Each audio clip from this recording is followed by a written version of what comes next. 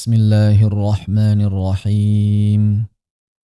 Nawaitu ta'alluma wa ta'lima wa tadhakura wa tadhkira wa naf'a wal intifa'a wal ifadata wal istifadah wal hatha 'ala at-tamassuki bi kitabillahi wa sunnati rasulih wad du'a ila al-huda wad dalalata 'ala al-khair ibtigha'a wajhillah wa mardatihi wa qurbih wa thawabih. Lil 'allamah at-Tibi rahimahullahu ta'ala wa lil barakatil Fatihah. A'udzu billahi minasy syaithanir rajim. Bismillahirrahmanirrahim. Alhamdulillahi rabbil alamin arrahmanir rahim maliki yaumiddin. Iyyaka na'budu wa iyyaka nasta'in ihdinas siratal mustaqim. Siratal ladzina an'amta 'alaihim ghairil maghdubi 'alaihim waladdallin.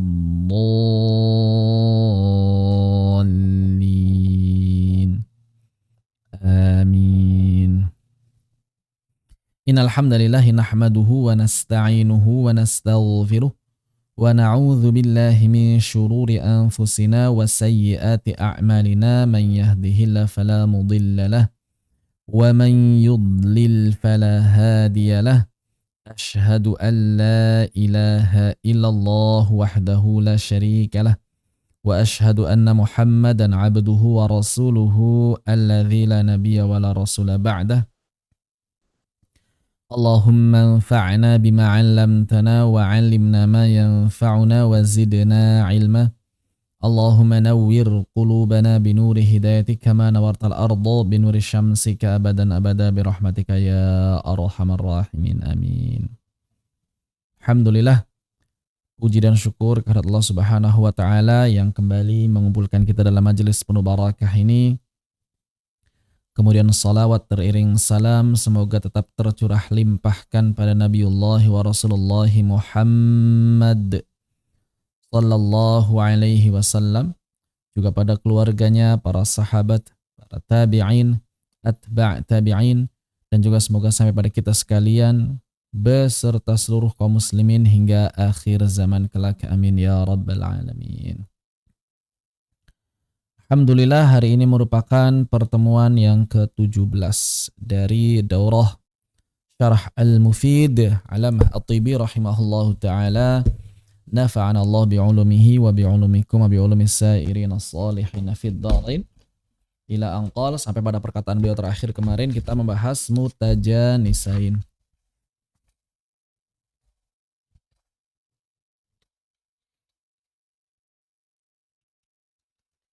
Setelah beliau menjelaskan atau menyebutkan beberapa huruf yang disepakati para ulama idghamnya, ada 4 ya.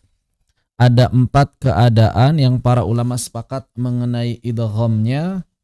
Yang pertama adalah dzal masuk ke dalam dha seperti idzalamu misalnya. Kemudian dal masuk ke dalam ta seperti kalimat abadtum, atau kalau di sini qad taraktum sama saja. Kemudian ta ke dalam dal seperti misalnya athqalad da'wallah, qalad da'awallah. Kemudian ta masuk ke dalam ta seperti amanat ta'ifah, amanat ta'ifah, amanat ta'ifah, amanat ta'ifah. Maka di sini ada 4 poin yang para ulama sepakat. Dzal ke dha, dal ke ta, ta ke dal, ta ke ta. Kemudian kemarin juga telah kita bahas bahwa dalam mazhab atau dalam pandangan dalam riwayat Imam Hafs ada 3 tambahan. Kemudian di sini An-Nazim mengatakan lakin atal khilafu fiyal hathla dzalik ma tajanusin qad wujida. Nah, maka kemudian para ulama berbeda pendapat mengenai yalhath bertemu dzalik. Sa bertemu dzal. Di sini mutajanisan, para ulama berbeda pendapat hukumnya antara idhar dan idgham, bahkan ini dalam riwayat Hafs sendiri. Dalam riwayat Hafs, sebagian jalur mengidharkan, sebagian jalur mengidghamkan, sebagian jalur membolehkan idhar dan idgham, dan ini hanya ada satu kata saja, yaitu kalimatnya yalhath dzalik. Yalhath, dan sebetulnya secara kalimat ya waqaf saja. Au tatrukuhu yalhath, sudah selesai. Enggak perlu di wasol. Nah, ini kenapa kemudian secara riwayat para ulama berbeda pendapat, karena secara baca adaan, secara praktek maksudnya, kebanyakan ulama waqaf. Ya, sehingga cara wasalnya ini menimbulkan perdebatan. Kenapa? Karena kebanyakan cara bacanya para ulama ketika membaca ini adalah ketika dengan cara waqaf. Begitu. Wallahu a'lam bissawab.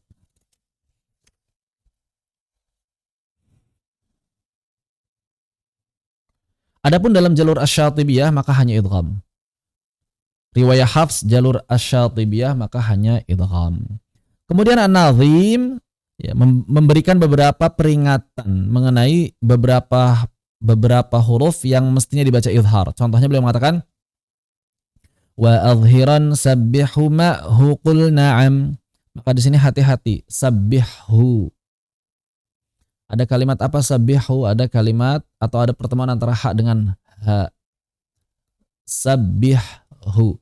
Maka di sini hati-hati jangan sampai diidghamkan sabbihu atau sabbihu.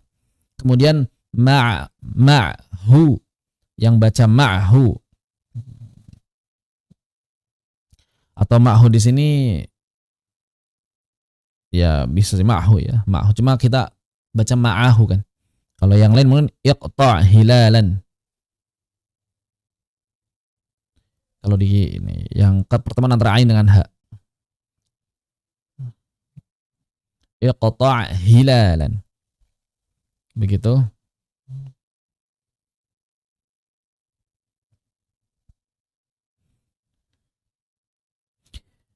Dan ini pun secara bahasa saja, yaitu hilalan, secara bahasa saja. Baik.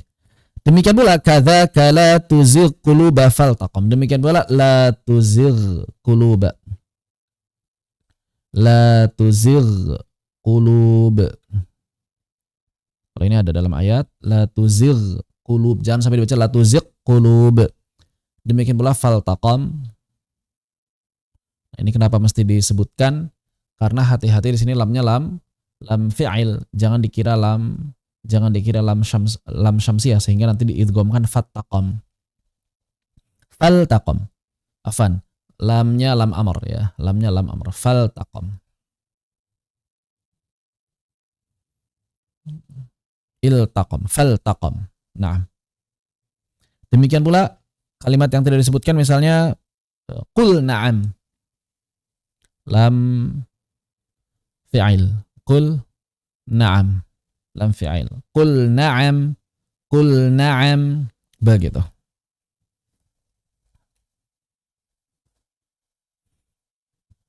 Kemudian yang lain sebagainya masih banyak. Kalau misalnya di Hafs ada kalimat yang hati-hati juga adalah kadzabat Thamud. Kadzabat Thamud. Kadzabat Thamud. Maka di sini banyak orang yang mengidghamkan. Dalam riwayat Hafs tidak. Ini dalam riwayat idhar. Kadzabat Thamud. Kadzabat Thamud. Atau misalnya yaksibun. Banyak yang baca yaksibun. Yaksibun, jangan yaksibun. Ini seperti di tasydid. Yaksibun. Yaksibun. Misalnya begitu. Atau misalnya qad jaa. Banyak yang baca qad jaa padahal harus jelas qad jaa. Atau misalnya qad dhalla atau qad dhallu. Maka di sini dibaca qad dhallu, jangan dibaca qad dhallu, jangan juga dibaca qad. Ya. Qad dhallu. qad dhallu. Nah, ini hati-hati beberapa kata yang sering diidghamkan padahal dalam riwayat Hafs semuanya idhar. Kadzabat Thamud yaksibun qad jaa qad dhallu qad nara. Jangan sampai dibaca qannara qad nara ya. Dal dalam riwayat Hafs hanya diidghamkan ketika bertemu dengan dal itu sendiri dan juga bertemu dengan ta. Cuma dua. Dal dalam riwayat Hafs hanya idgham ketika bertemu dengan dal maupun ta. Sudah. Ya, tidak ada idgham lagi. Maka jangan sampai diidghamkan ketika bertemu dengan jim, jangan sampai diidghamkan ketika bertemu dengan dod, jangan sampai diidghamkan ketika bertemu dengan nun. Apalagi? Ya, pokoknya jangan diidgham karena harus selalu jelas bagaimana cara menjelaskan huruf dal. Caranya adalah dengan mengqalqalahkannya secara sempurna. Qad, ad, id, ud, qad dhallu, qad jaa, qad nara, dan seterusnya. Wallahu ta'ala a'lam.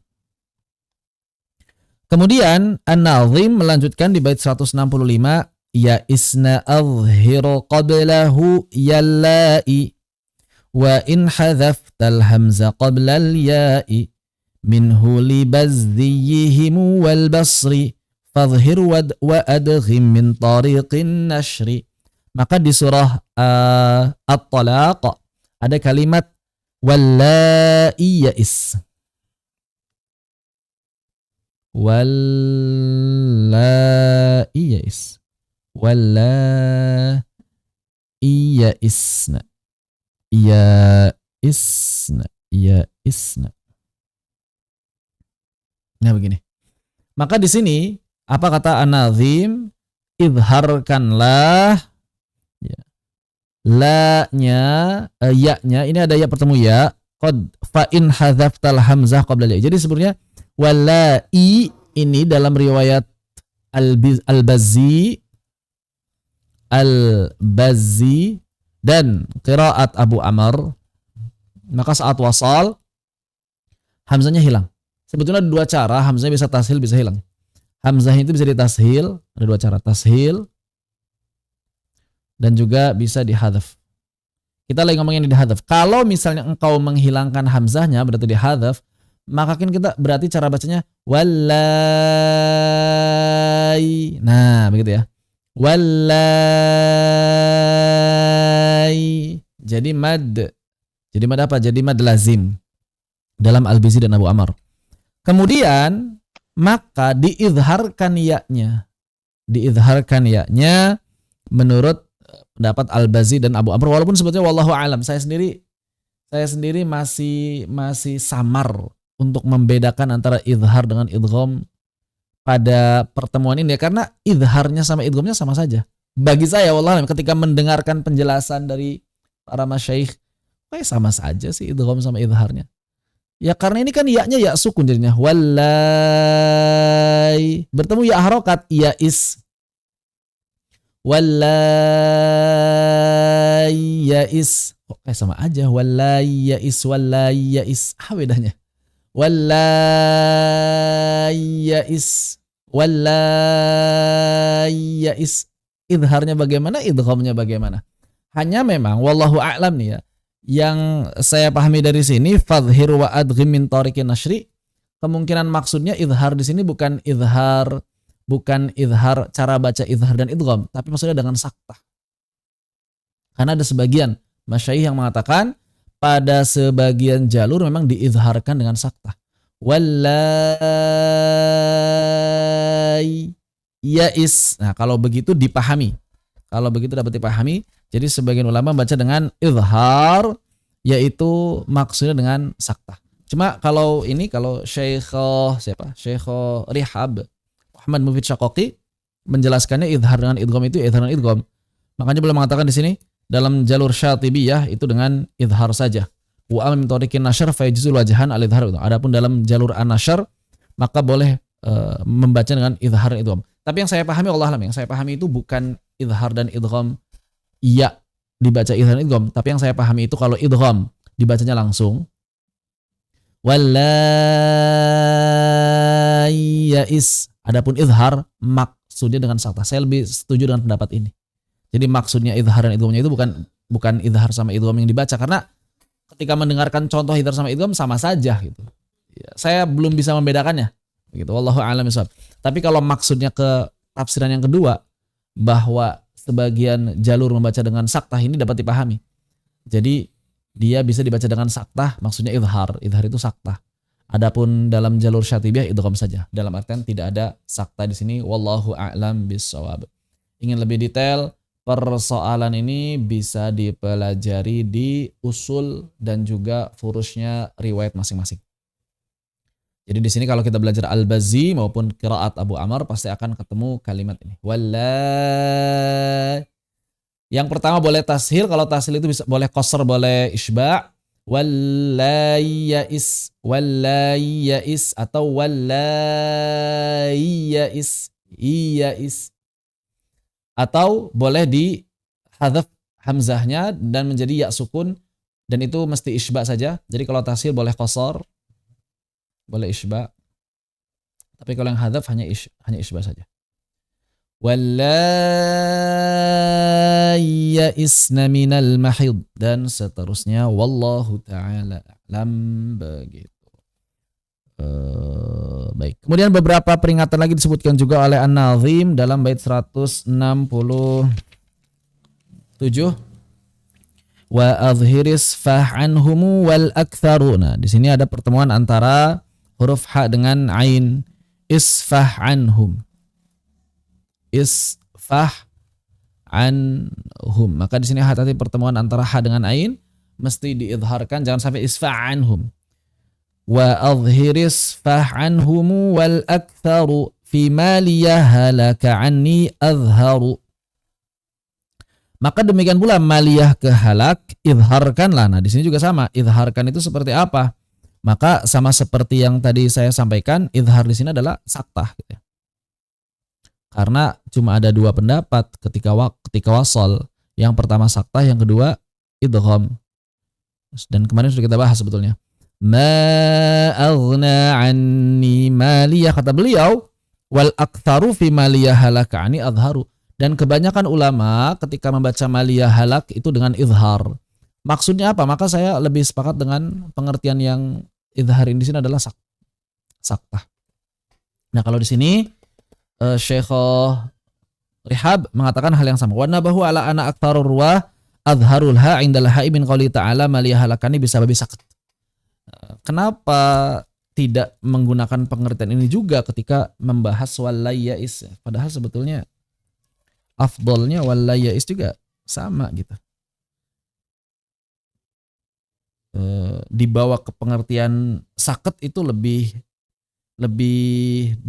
mudah dipahami gitu bagi saya, wallahu a'lam bishawab.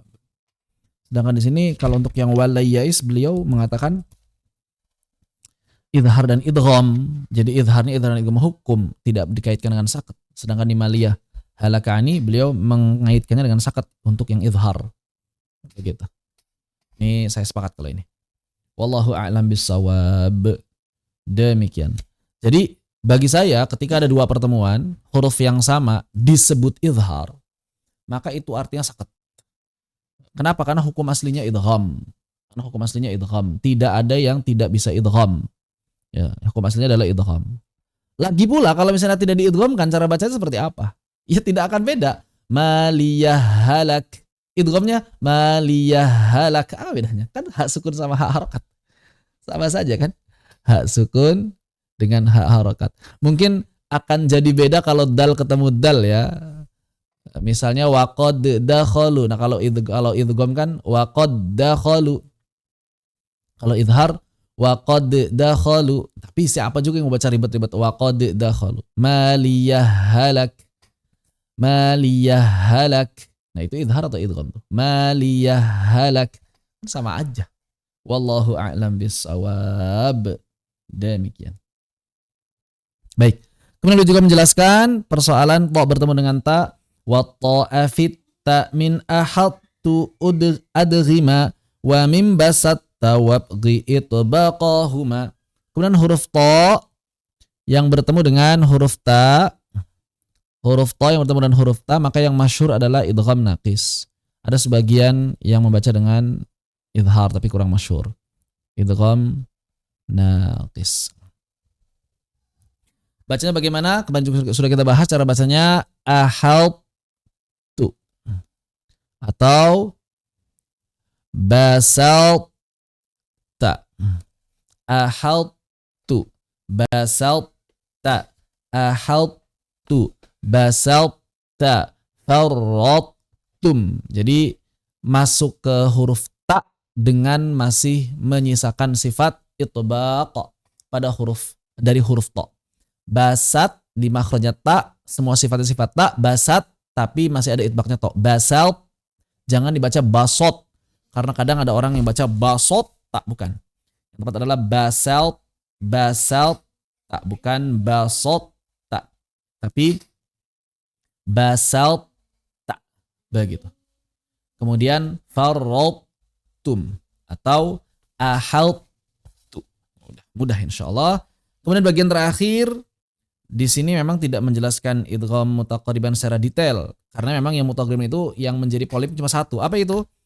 169 dia mengatakan nakhluqumu adghim bila khilafi wala tubaqi sifatan lil qafiyah. Di sini beliau mengatakan adapun kata nakhluqum maka di sini para ulama sepakat untuk idgham kata beliau ya.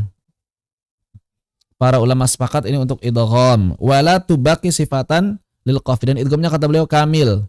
Nah, di sini justru biasanya beliau menyebutkan kalau ada khilaf antara qiraat disebutkan, di sini malah tidak ada. Menarik. Jadi memang mayoritas ulama, jumhurul ulama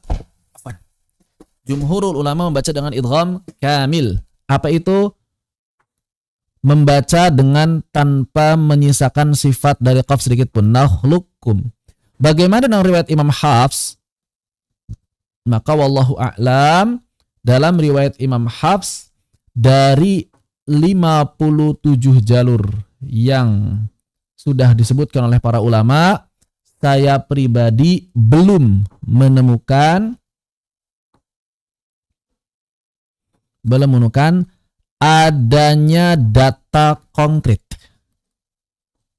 Adanya data konkret bahwa Imam Hafs meriwayatkannya dengan idgham naqis. Belum, saya tidak mengatakan tidak ada, tapi saya mengatakan belum ada. Saya belum menemukan adanya jalur yang secara konkret eksplisit menyatakan hal tersebut. Walaupun sering disebutkan oleh sebagian ulama bahwa dalam riwayat Imam Hafs itu ada dua pendapat, katanya begitu. Dalam riwayat Imam Hafs ada dua pendapat. Yang pertama adalah idgham kamil, yang kedua adalah idgham naqis. Maka saya mencari sumber langsung yang berkaitan dengan itu, ternyata saya belum menemukan. Dari kitab-kitabnya Imam Hafs, dari kitab-kitab yang menjadi sumber jalur-jalurnya Imam Hafs, maka saya belum menemukan adanya kitab yang menyebutkan Imam Hafs membaca dengan naqis. Ada keterangan yang baca dengan naqis justru bukan dari riwayat Imam Hafs, tapi dari jalurnya Imam Maqi bin Abi Thalib. Ini yang sering disebut-sebut oleh Syekh Manswaid ya, Maqi bin Abi Thalib. Dan juga dari jalurnya Ibnu Mihran, Abu Bakar Ibn Mihran. Nah, dua ulama ini tidak meriwayatkan dari Imam Hafs, bukan perawi Imam Hafs, bukan jalur termasuk jalur Imam Hafs, tidak bawa jalur Imam Hafs. Sehingga tidak bisa jadi sandaran untuk riwayat Imam Hafs. Tapi jalur yang lain, iya. Jalur riwayat yang lain memang membaca dengan idgham naqis. Tapi katanya ada satu jalur yang membaca dengan idgham naqis. Satu-satunya kitab yang secara yang digadang-gadang lah mungkin ya, yang digadang-gadang mencantumkan kabar bahwa adanya idgham naqis itu adalah kitab Al-Ahwazi. Kitabnya Al-Ahwazi, yaitu dalam kitab Al-Wajiz. dalam kitab Al-Wajiz. Dalam kitab Al-Wajiz, Al-Imam Al-Ahwazi, panjang atau enggak? Al-Ahwazi, Al-Wajiz lil Ahwazi.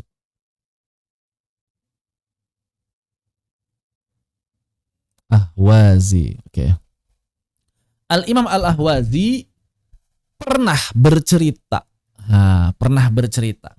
Apa yang dikatakan oleh Imam Ahwazi, saya bacakan kitabnya. Maka beliau mengatakan, qara'tu 'anil jama'ati bi idghamil qafi. Qara'tu 'anil jama'ati bi idghamil qafi. Wa bi sautiha 'alal kafi, dan juga dengan suaranya langsung masuk ke dalam kaf, berarti idghamnya kamil. Wa qala li Abul Faraj Asy-Syanabudzi kana Abu Bakr An-Naqash yudhhirul qafa 'indal kafi min qawlihi alam nakhluqum. Kata Imam Asy-Syanabudzi, maka ada riwayat dari Abu Bakr An-Naqash bahwa beliau baca dengan izhar. Ini data pertama nih. Beliau membaca dengan, kebanyakan riwayat beliau yang terima adalah riwayat yang banyak membaca dengan idgham. Ini yang banyak. Yang kedua, ada kabar atau ada riwayat. Ada riwayat dari Asy-Syanabudzi.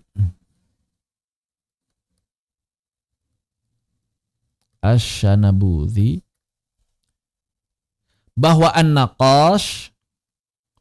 Imam An-Naqash membaca izhar. Cuma di sini para ulama beda pendapat apa makna izharnya. Membaca izhar. Pokoknya ada kabar aja membaca izhar begitu dulu. Ya. Yudhhirul qafa. An Ibni Katsir wa Nafi wa Asim. Dari siapa membaca izhar ini? Riwayat dari Ibnu Katsir,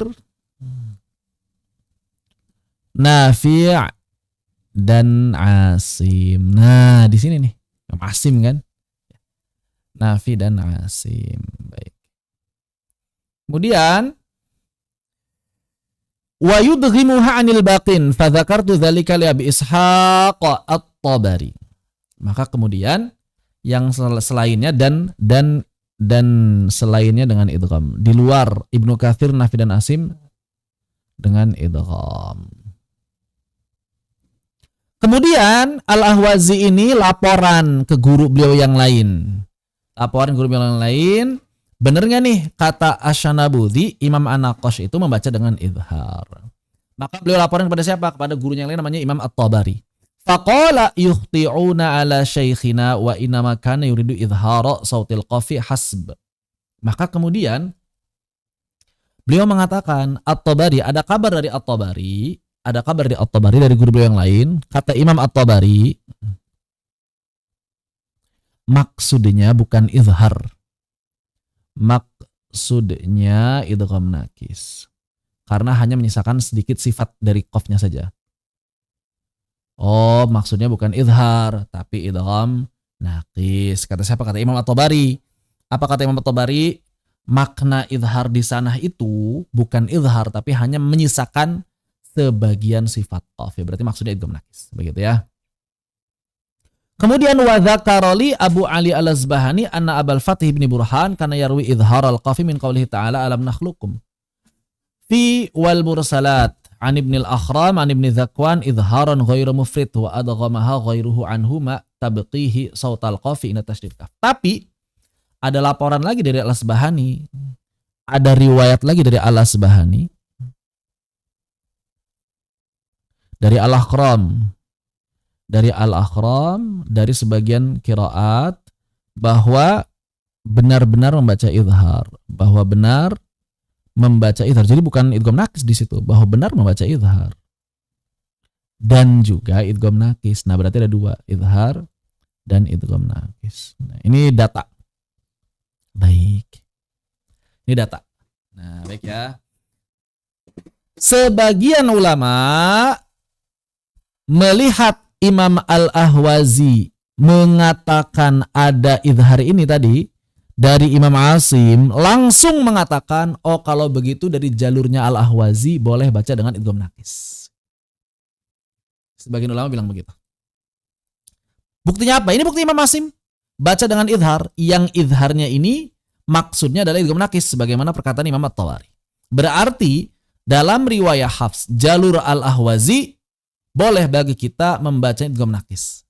Maka saya kemudian sempat mengkaji kitab ini, saya baca-baca, saya teliti kalimat per kalimatnya, saya balik ke sana, saya balik ke sini halamannya, dan ternyata saya temukan bahwa Imam Ahwazi membaca kepada Asy-Syanabudzi, benar Imam Asim, tapi hanya Syu'bah saja. Nah ini ketahuan, beliau di sini hanya sedang membaca Syu'bah. Kemudian Imam Asy-Syanabudzi bilang, dari Imam An-Naqash untuk Imam Asim boleh dibaca dengan idhar, maksudnya idgham nakis. Kalaupun beliau membaca kepada Asy-Syanabudzi saat itu dengan idgham nakis, maka itu bukan sedang membaca Hafs. Kenapa? Karena beliau membaca ke Imam Asy-Syanabudzi hanya Syu'bah saja. Hanya meriwayatkan Imam Syu'bah. Tahu dari mana? Ya tahu dari pernyataan Imam Ahwazi sendiri. Ketika beliau menjelaskan, saya baca ke imam ini baca ini, saya baca ke imam ini baca ini. Dan beliau mengatakan, saya baca kepada Asy-Syanabudzi Syu'bah dari Asim. Enggak baca Hafs. Terus beliau baca Hafsnya ke siapa? Al-Imam Al-Ahwazi baca Hafsnya kepada Imam At-Tabari. Dan kepada Imam At-Tabari enggak ada cerita beliau ini sedang membaca dengan idgham nakis. Terus ini kata Imam At-Tabari kan maksudnya idgham nakis. Imam Tabari hanya sedang mengonfirmasi maksud pernyataannya Imam Asy-Syanabudzi. Hanya itu saja. Tapi tidak ada cerita atau tidak ada kalimat yang memastikan bahwa Imam At-Tabari mengajarkan idgham nakis kepada Imam Ahwazi atau meriwayatkan idgham nakis kepada Imam Al-Ahwazi untuk riwayat Imam Hafs. Nah, di situ itu hasil kesimpulan saya. Wallahu a'lam bissawab. Saya juga pernah menyodorkan data ini kepada Ustadz Muhammad Al-Farabi, kepada Dr. Muhammad Al-Farabi, karena beliau dulu di KTSH, Kupas Tuntas KTRH, Kupas Tuntas Riwayat Hafs, masih mencantumkan jalur Ahwazi ini membaca dengan idgham nakis. Maka saya kemudian sodorkan data ini. Wallahu a'lam ya, sekarang saya tidak tahu data terbaru yang beliau dapatkan seperti apa, akan tetapi ketika saya sodorkan data ini, beliau sepakat dengan hasil kesimpulan saya. Sehingga dicetakan setelah itu, cetakan berikutnya, maka direvisi. Maka direvisi tidak ada jalur dalam riwayat Hafs yang membaca idgham nakis untuk kata nakhlukum. Begitu. Saya tidak tahu perkembangan terbarunya seperti apa, perkembangan terakhir seperti apa. Tapi ya dulu ketika saya menyodorkan ini langsung direvisi. Dan beliau setuju dengan data yang saya sodorkan bahwa Imam Tabari di sini tidak secara letterlet, tidak secara tekstual menyatakan mengajarkan idgham nakis. Beliau hanya sedang mengonfirmasi maksud dari Imam Asy-Syanabudzi mengenai bacaan idhar tadi. Yang kata Imam At-Tabari, oh itu maksudnya idgham nakis. Gitu doang. Tapi nggak sedang ngajarin Imam Ahwazi meriwayatkan idgham nakis untuk kata nakhlukum pada riwayat Imam Hafs. Wallahu ta'ala alam. Tapi kan ada kemungkinan. Ya ada kemungkinan. Tapi yang namanya riwayat nggak bisa pakai kemungkinan. Bagi saya pribadi seperti itu. Dan juga bagi kebanyakan ulama seperti itu. Tidak bisa riwayat itu pakai kemungkinan. Harus pakai yang pasti-pasti saja. Wallahu a'lam bissawab. Kesimpulannya apa? Kesimpulannya bahwa dalam riwayat Imam Hafs, 57 jalur dalam riwayat Imam Hafs, belum ditemukan adanya data konkret yang eksplisit menyatakan bahwa Imam Hafs membaca dengan idgham nakis. Ada riwayat dari Imam Asim, tapi itu Imam Syu'bah. Ya, tapi itu adalah bacaan Syu'bah. Kenapa? Karena waktu itu Imam Ahwazi sedang baca riwayat Imam Syu'bah kepada Imam Asy-Syanabudzi. Tidak sedang baca riwayat Hafs. Seperti itu, wallahu taala a'lam. Baik, sampai di sini apa yang ditanyakan? Dipersilakan Nabila ditanyakan.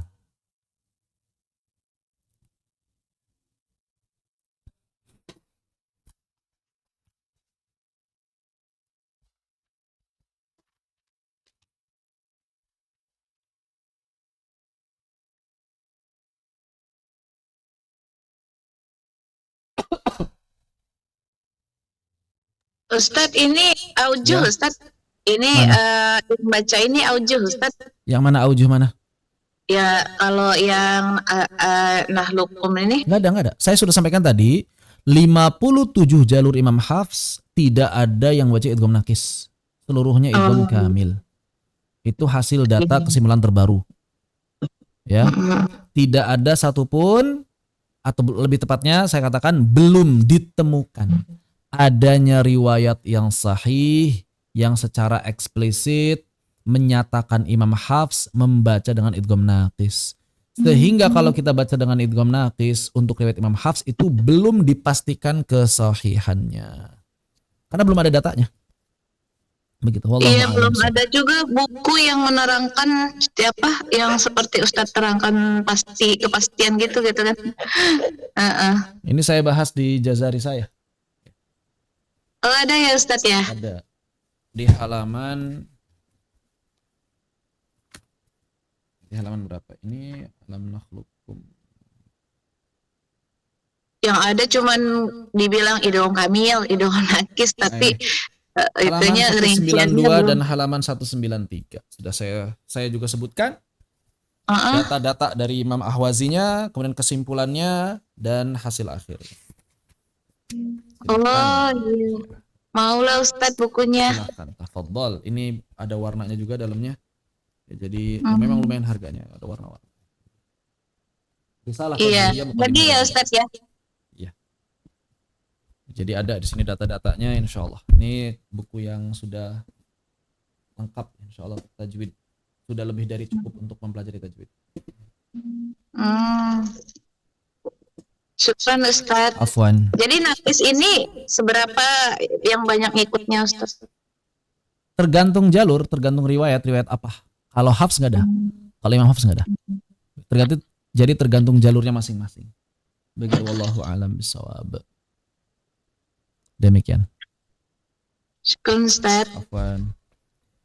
Ada yang tanyakan? Kalau tidak ada kita lanjutkan kembali ke bab berikutnya. Hukmu lami al. An-Nazim mengatakan hukum lam al. An-Nazim mengatakan hukum lam al. Apa itu lam al? Lam al adalah lam ta'rif. Lam al, namanya lam al. Atau nama lainnya lamut ta'rif. Lam al atau lamut ta'rif. Maka beliau mengatakan wallama min al-adghiman nahafi. Wallama min al-adghiman nahafi nisfin minal hurufi duna nisfi. Fa'ahruful idhari dhat tarkibi. Fa'ahruful idhari dhat tarkibu. Jam'uka haqqun khawfuhu aghibu. Dan huruf-huruf yang idharnya dikumpulkan oleh beliau dalam jam'uka haqqun khawfuhu aghibu. Jim mim ain kaf ha qaf khaw waw fa ha hamzah ghain ya ba. Bil qamariyyati allati qad uzhirat samau wa bisyamsiyyati allati udghimat. Maka beliau mengatakan bahwa lam al itu ada dua. Ada yang dibaca idhar, al-idhar. Ada yang dibaca idgham, al-idgham. Ini gampang ya. Yang idhar disebutnya al-qamariyah. Yang idgham disebutnya asy-syamsiyah. Hurufnya apa saja yang idhar? Maka beliau menyebutkan di sini jam'uka haqqun khawfuhu aghibu. Jam'uka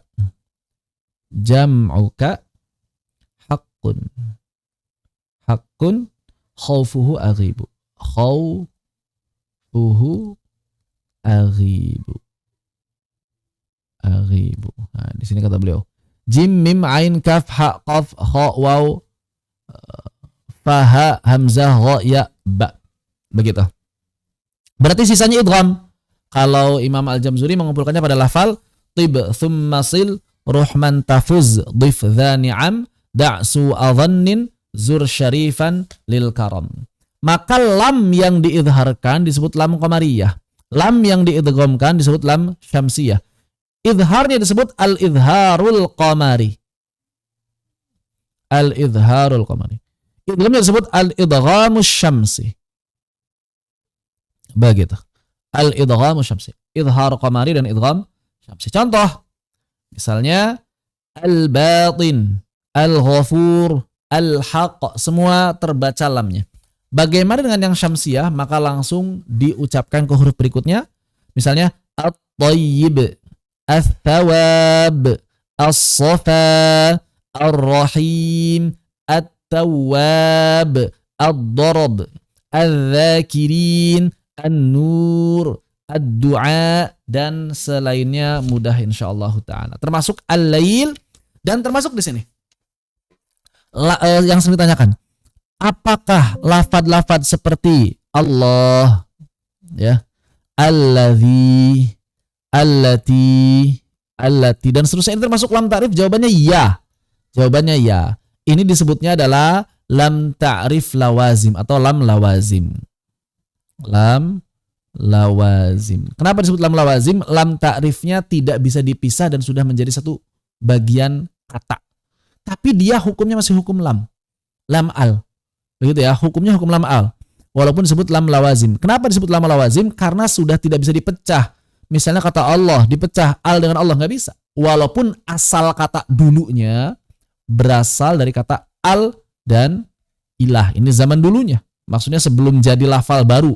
Ketika sudah menjadi lafal baru, lafzul jalalah, maka itu sudah tidak bisa dipecah. Termasuk nama orang.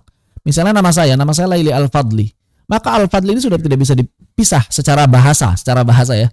Maka Al-Fadli sudah tidak bisa dipisah dengan Al dengan Fadli. Ini nggak bisa. Secara bahasa nggak bisa. Kenapa? Karena ini sudah menjadi nama orang, satu orang. Al-Fadli itu udah isem. Begitu.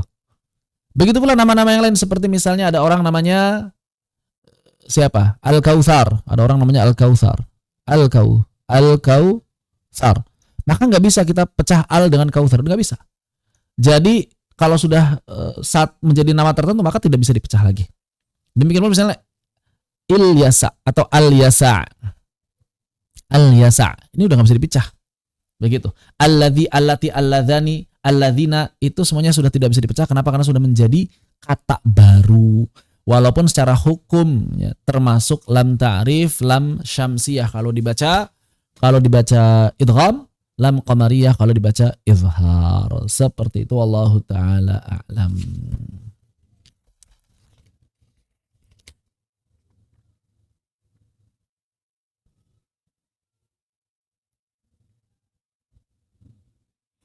Kemudian bagian berikutnya di 173 bagian akhir dari bab lam, beliau mengatakan walam taqa' dhillamu min qablil alif wa qabla hamzil wasli kasruha urif.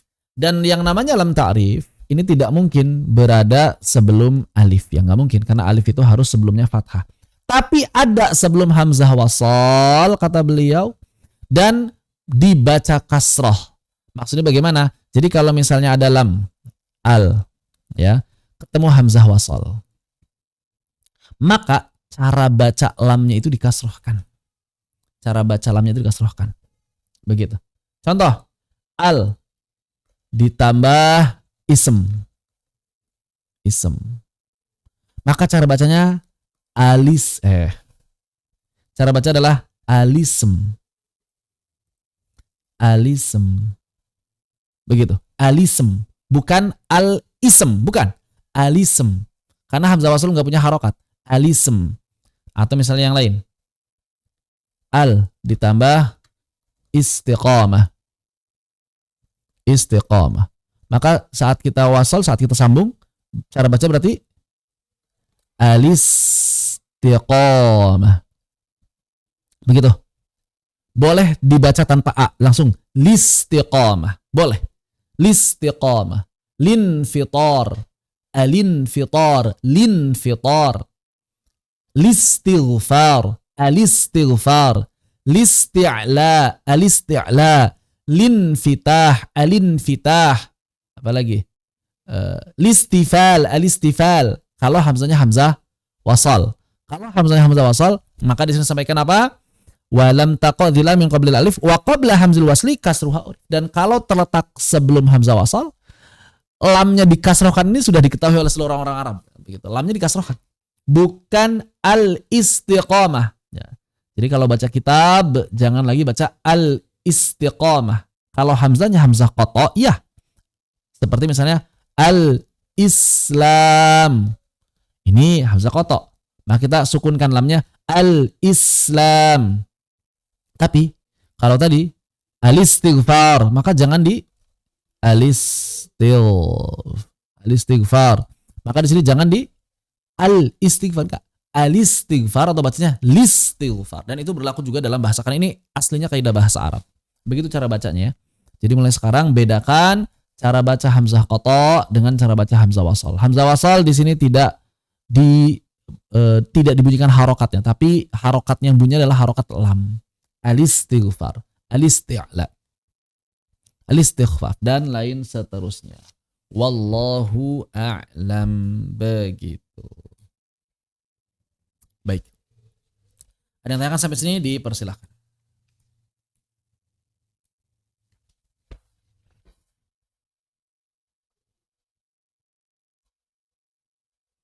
Bila tidak ada, kita lanjutkan bab wakaf. Babnya agak panjang sebetulnya.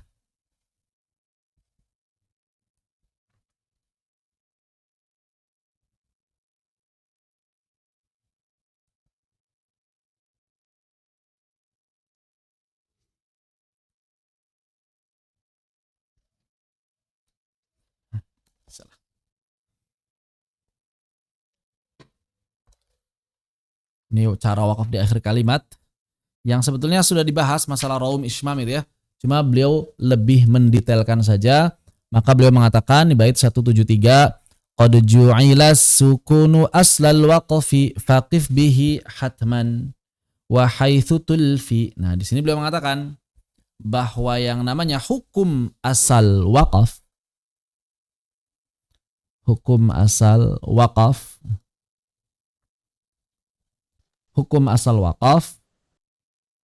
adalah dengan sukun. Adalah dengan sukun. Begitu. Maka kapanpun kita ingin wakaf di akhir kalimat, pakailah sukun. Gunakanlah sukun. Ini hukum asalnya. Gunakanlah. Begitu.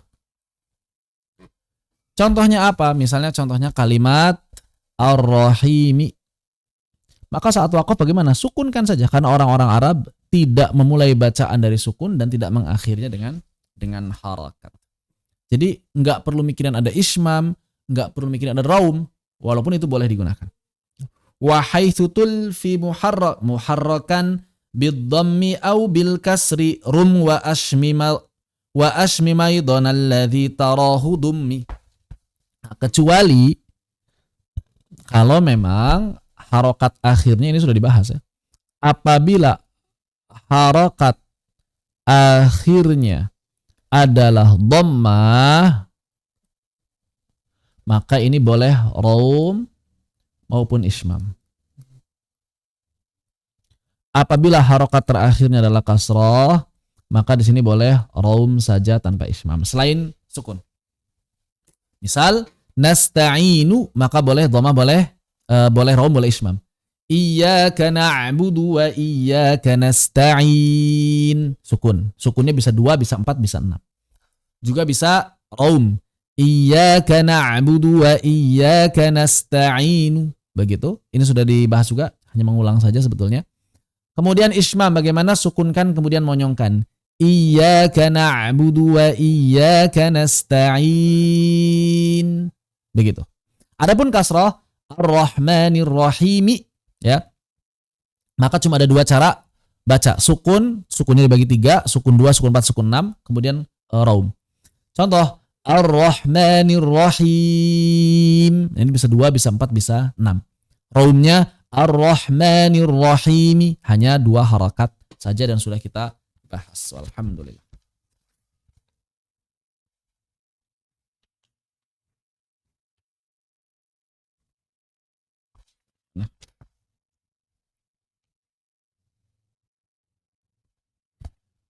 بعارض الشكل وميم الجمع لا روما ولا إشمام أيضا دخل.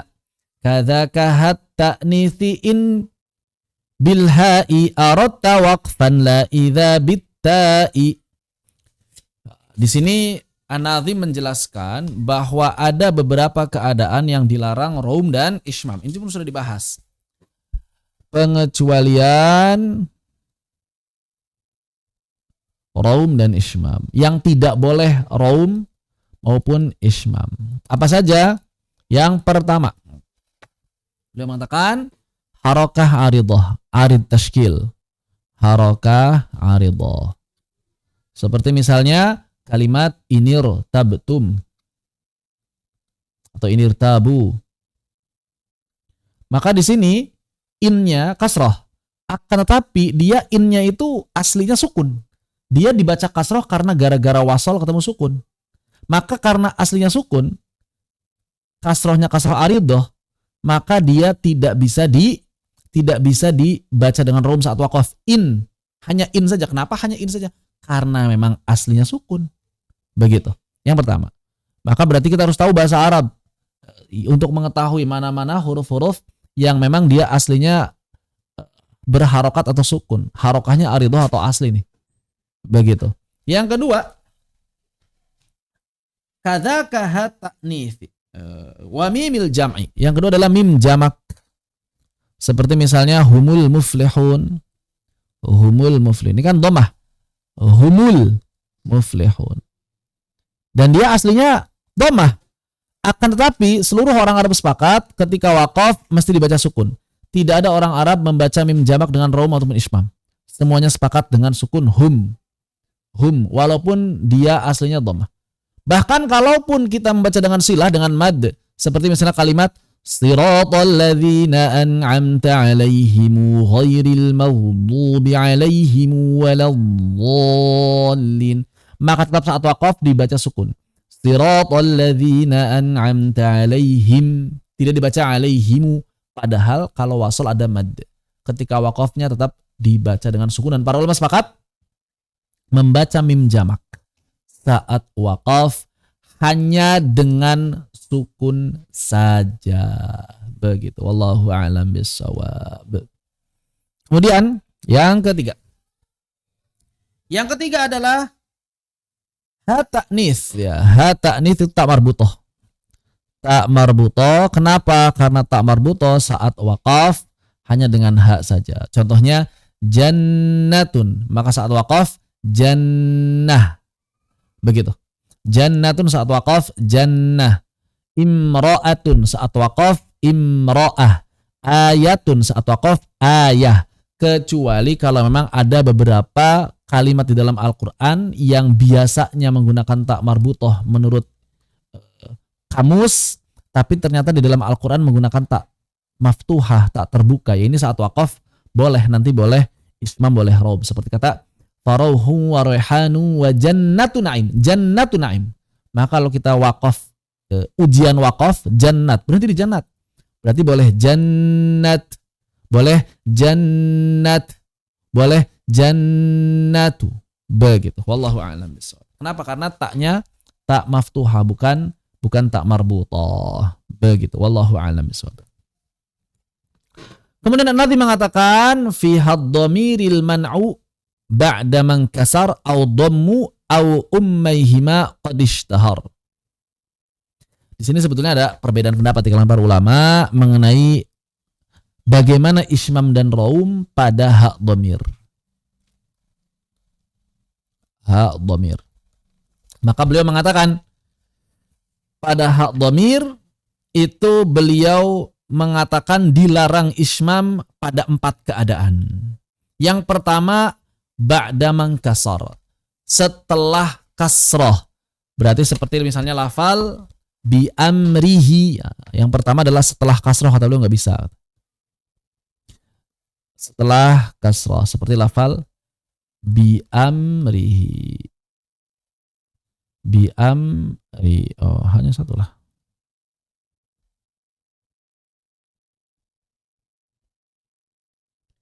Bi amrihi. Begitu ya. Maka di sini karena setelah kasroh tidak bisa. Berarti hanya dengan sukun saja. Yang kedua, audum atau setelah dhammah. Seperti misalnya yarfa'uhu. Yarfa'uhu. Setelah dhammah. Yarfa'uhu. Setelah dhammah. Yarfa'uhu. Au ummaihima, atau orang tua keduanya. Orang tua keduanya itu maksudnya. Orang tua keduanya. Berarti setelah ya'mad, itu orang tuanya kasroh maksudnya gitu ya. Orang tua keduanya. Dan setelah wawmad. Setelah ibu keduanya, maksud induknya itu. Berarti kalau misalnya setelah ya'mad atau ya'mad atau ya'lin, setelah ya' sukun lah. Lebih enak setelah ya' sukun aja. Karena kadang mad, kadang lin. Setelah ya' sakinah. Dan setelah waw sakinah. Contohnya misalnya ardi'ihi. Ardi'ihi. Maka tidak bisa di sini walaupun kasroh, tidak bisa dibaca isma, tidak bisa dibaca dengan raum. Demikian pula misalnya setelah waw sakinah. Seperti misalnya contoh fa'aluhu. Fa'aluhu. Nah, berarti di sini menurut pilihan Imam At-Tibi, 4 keadaan ini tidak bisa diamalkan raum dan ismam. Adapun selain 4 keadaan ini maka diperbolehkan kalau misalnya sebelumnya fathah. Seperti misalnya nattakhidahu, maka boleh berarti raum maupun ismam. Atau berarti sebelumnya umul fathah berarti kan ya. Induknya fathah atau alif. Ijtabahu, begitu. Kemudian yang juga boleh berarti adalah ketika sebelumnya sukun asli seperti anhu, minhu. Namun sebetulnya ya, para ulama berbeda pendapat. Jadi berarti sebetulnya totalnya ada 3 pendapat. Ini pendapat pertama, pendapat yang merinci. Ada yang boleh untuk ismam dan raum, ada yang tidak boleh. Berarti yang bolehnya ini, yang tidak bolehnya 4. Yang bolehnya berarti tadi 3 ya. Setelah fathah, setelah sukun asli, setelah alif. Itu yang merinci. Ada lagi pendapat kedua. Apa pendapat kedua? Tidak boleh semuanya hak dhamir itu. Jadi pendapat kedua mengatakan apa? Di hak dhamir tidak boleh semuanya. Kenapa? Karena dikiaskan dengan mim jamak. Itu adalah pendapat yang kedua. Begitu. Kemudian, adapun pendapat yang ketiga justru sebaliknya. Apa itu? Boleh semuanya mengamalkan raum dan ismam. Yang penting harokatnya ya dhammah atau kasrah. Seperti itu. Wallahu ta'ala a'lam. Jadi di sini ada 3 pendapat ya. Pendapat yang pertama, pendapatnya Imam At-Tibi, bahwa dia dirinci kalau setelah kasrah, dhammah atau ummu keduanya, induk keduanya itu tidak bisa mengamalkan raum dan ismam. Yang bisa hanya setelah fathah, sukun asli atau induknya fathah, yaitu alif. Sedangkan pendapat yang kedua dan ketiga mengatakan saling bertolak belakang. Yang satu boleh semuanya, yang lain tidak boleh semuanya. Begitu wallahu ta'ala a'lam. Baik, sampai di sini apakah ada yang tanyakan? Dipersilakan apabila ada yang ingin ditanyakan. Oh, satu bait lagi tanggung. Di bab ini 181. Beliau mengatakan yauma idzin hina idzin fil waqfila rauma idzit tahriku aridun jala. Demikian pula kata yauma idzin. Ini memperjelas tadi saja wasol ya tulisannya. Yauma idz. Maka di sini kata yauma idz atau misalnya hina idz. Maka di sini walaupun pakai kasratain namun secara bahasa dia aslinya nun. Secara bahasa aslinya nun begini hina idzin. Nah, sehingga dia tidak bisa menggunakan raum dan ismam. Kenapa? Karena harokatnya harokat disebut harokat aridhah. Disebut harokat aridhah. Hina idz, yauma idz. Begitu wallahu taala a'lam. Demikian. Jadi di sini harokatnya dimasukkannya ke dalam harokah aridhah. Wallahu a'lam bissawab. Seperti itu. Baik, kita kan rencana sampai tanggal 22 ya. Rencana awal. Terus kemudian sempat libur juga 2 kali sebetulnya. Namun alhamdulillah, insya Allah kita bisa selesai besok, insya Allah, karena besok hanya tanbihat saja. Maka setelah itu silahkan dipersiapkan. Tadinya begini, tadinya itu selesai di tanggal 21. Tadinya ya selesai di tanggal 21, ujian tanggal 22. Rencananya begitu. Tapi saya kasih kesempatan saja, kita tetap selesai di tanggal 21 besok. Namun ujiannya diundur saja habis lebaran ya, supaya fokus sama itikaf lah. Kalau yang mau ikut ujian, yang mau dapat syahadah. Ustaz, saya emang gak mau dapat syahadah. Dapat sertifikat ikut serta aja, boleh. Syaratnya apa? Syaratnya adalah dengan mengikuti atau dengan menyimak seluruh materi. Jadi besok misalnya kita selesai, maka silakan yang terlewat-lewat disimak seluruh materi. Kalau misalnya seluruh materi sudah disimak, maka nanti akan kami silakan diisi formulir. Nanti akan kami kirimkan formulir kosong untuk sertifikat. Apa syarat sertifikat keikutsertaan? Sertifikat keikutsertaan syaratnya adalah ya hadir langsung, live. Kalau nggak bisa hadir langsung bagaimana? Simak semua materi. Simak semua materi. Begitu. Ujiannya kapan? Ujiannya nanti sekitar pekan kedua Syawal. Bagi yang ikut ujian. Beda. Nanti ada sertifikat, ini khusus sertifikat ini untuk seluruh yang bisa menyimak materi. Ada syahadah diroyah, ini khusus yang lulus ujian saja. Begitu. Jadi ujiannya kapan? Pekan kedua. Insya Allah ya. Seperti itu pengumumannya. Sampai di sini dipersilakan apabila ada yang tanyakan. Kalau tidak berarti kita cukupkan sampai di sini. Fanaktafi bihadza. Kalau ada yang tanyakan dipersilakan.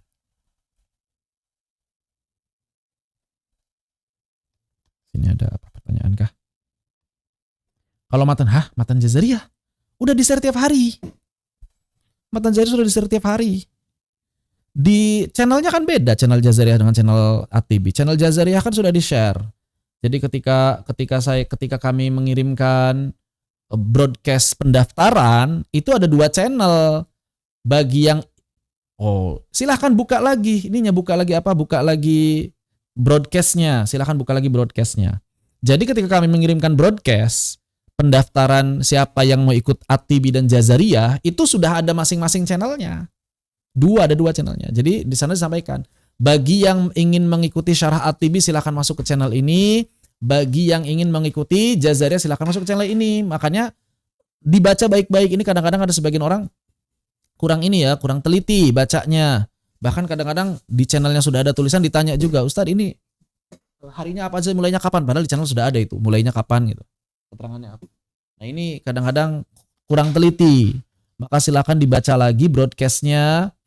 Ya, sudah ada di sana. Channel Jazariyah khusus, channel ATB khusus sudah ada. Itu sudah hampir selesai juga Jazariyah videonya. Sudah sampai bab mad di share hari ini, yang belum sempat saya lupa saya. Itu diingetin dirinya. Seperti itu. Ya, demikian. Allahu taala a'lam. Jadi silakan dilihat lagi broadcastnya. Fanaktafi bihadza. Kalau tidak ada pertanyaan, kita cukupkan sampai di sini. Mudah-mudahan bermanfaat.